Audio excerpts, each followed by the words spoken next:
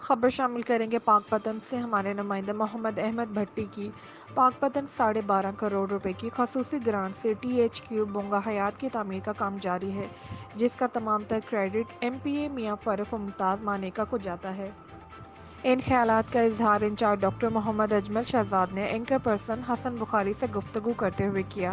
انہوں نے کہا کہ پنجاب حکومت کی ہدایات پر روزانہ کی بنیاد پر تقریباً 400 سے 500 تک مریضوں کو چیک کیا جاتا ہے، جنہیں زیادہ تر ادویات ہسپتال سے ہی مہیا کی جاتی ہیں۔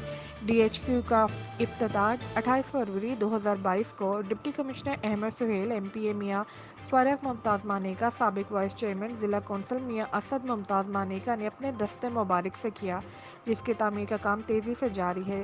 جبکہ تعمیر کا کام مکمل ہو جائے گا تو اہل علاقہ کو تمام تر سہولتیں ٹی ایچ کیو ہسپتال بونگا حیات میں فراہم کی جائیں گی۔ جی میں اس وقت موجود ہوں ٹی ایچ کیو ہسپتال بونگا حیات میں ڈاکٹر اجمل شہزاد صاحب کی کاوشوں اور M P A Mian Farrukh ممتاز مانیکا کی خصوصی شفقت سے ٹی ایچ کیو ہسپتال کا درجہ ملا اور کام تیزی سے جاری ہے۔ مزید جانتے ہیں ڈاکٹر اجمل شہزاد صاحب سے کہ کتنے کا تخمینہ ہے اور کب تک یہ مکمل ہو جائے گا۔ جی ڈاکٹر صاحب۔ جی السلام علیکم۔ یہ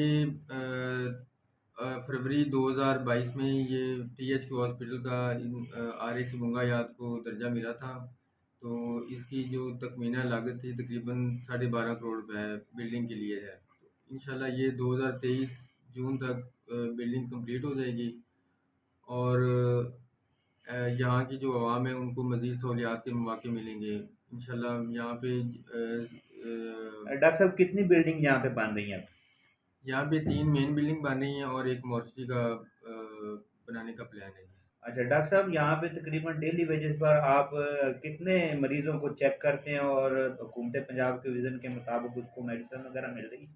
جی سر، جہاں پہ آنے والے تمام مریضوں کو ہر قسم کی ادویات مہیا کی جاتی ہیں، اور تقریباً